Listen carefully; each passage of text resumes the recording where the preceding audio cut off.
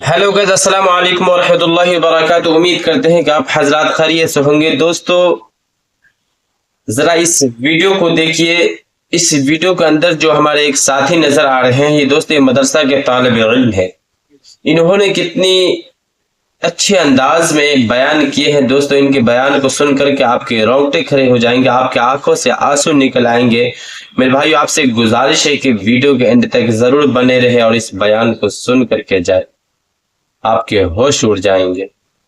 तलवार से उनके पेट को चीर दिया जाता है और तलवार के नोक पर बच्चे को रख दिया जाता है। मेरे भाइयों, ये सारी मुसीबतें आज मुसलमानों के ऊपर क्यों आ रही है? मेरे भाइयों, गुजरात में मुसलमान परेशान, गुजरात में मुसलमान परेशान, फलस्तीन में मुसलमान परेशान।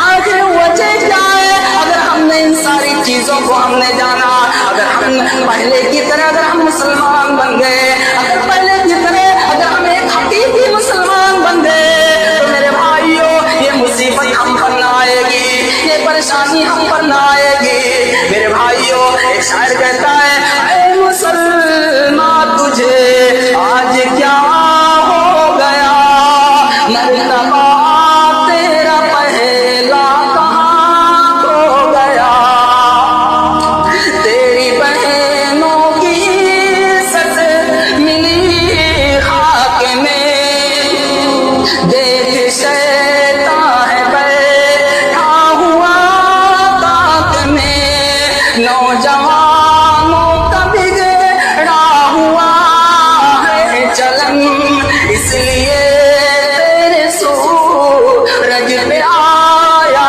बहन। मेरे भाइयों, मुसलमान परेशान है, मुसलमानों पर मुस्लिम के पाप तोड़े जा रहे हैं। वजह क्या है कि मुअज्जिन ने कहा, अस्सलातु खैरुम मिनन्नौम, फजर की अज़ान मुअज्जिन दे रहा है और हम सोए हुए हैं। ये चंद बूढ़े हज़रात को चले आए मस्जिद में,